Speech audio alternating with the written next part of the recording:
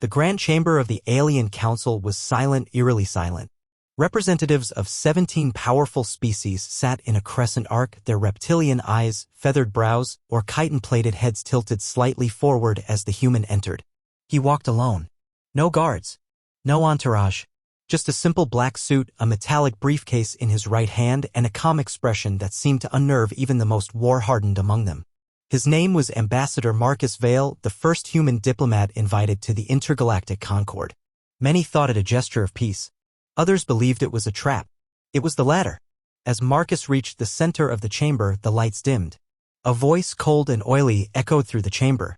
It belonged to Varlix, the chair of the council and supreme strategist of the Krell Dominion. Ambassador Vale, humanity is not welcome here. Your species spreads chaos, thrives on conflict. You were summoned to receive your formal rejection and your sentence. A low mechanical hum pulsed through the floor as plasma weaponry unfolded from hidden compartments in the walls. Dozens of sentry guns activated, all trained on Marcus. He did not flinch. Sentence. Marcus raised an eyebrow, voice calm. I wasn't aware diplomacy had become a capital offense. The representatives watched with twisted anticipation. Humanity had risen too fast. In a mere century, they had gone from fragmented planet-bound tribes to a space-faring civilization that even the Council feared. The humans didn't conquer, they ended wars by simply being better at them. Efficient, unpredictable, unrelenting. Too dangerous to exist. You are not a diplomat, Varlix hissed. You are a threat. But we are merciful. You will die quickly. I see, Marcus nodded. Then allow me one last act of courtesy. He placed the briefcase on the floor and clicked it open. The Council braced for a weapon. But it was a document. A folded piece of old Earth-style paper. Marcus held it up. This is a letter, he said. From the Terran High Command. It was written in case diplomacy failed. Varlix snarled. And what do you expect us to do with that? Beg for mercy? No, Marcus smiled faintly. I expect you to understand what comes next. Then he stepped back and whispered, Protocol Thanatos. The briefcase pulsed red.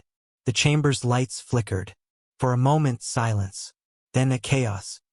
The walls tore apart as hidden nanodrones, the size of dust particles, activated. They had been silently released into the chamber the moment Marcus walked in, carried on the lining of his suit. They weren't weapons in the traditional sense. They were assassins, encoded with a single directive: eliminate threats to the diplomat.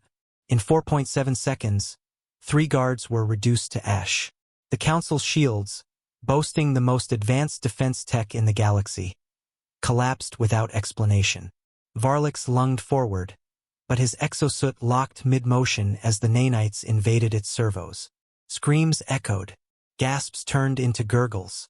Ambassador Marcus stood still, untouched.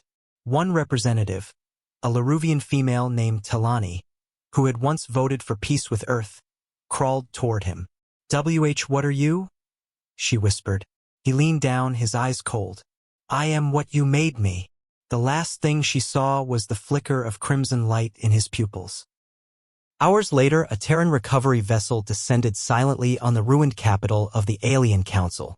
Automated systems collected the briefcase, now sealed and cold. Marcus Vale was nowhere to be seen. Back on Earth, in a secure chamber deep beneath Geneva, a report blinked into existence on a high-security console. Mission complete. Galactic Council dissolved. No retaliation predicted. Diplomatic clearance, permanent. A general turned to the shadowy figure behind him. Are we sure he survived? The figure stepped forward. It was Director Lynn Carter, head of Earth's Special Protocol Division.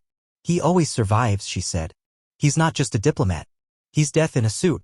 And she was right. Because Marcus Vale was never just a man.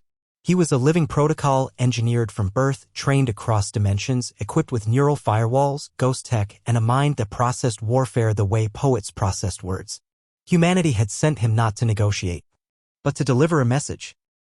And the message was simple. We came in peace. You chose war. Now you learn what death looks like, in a suit and tie.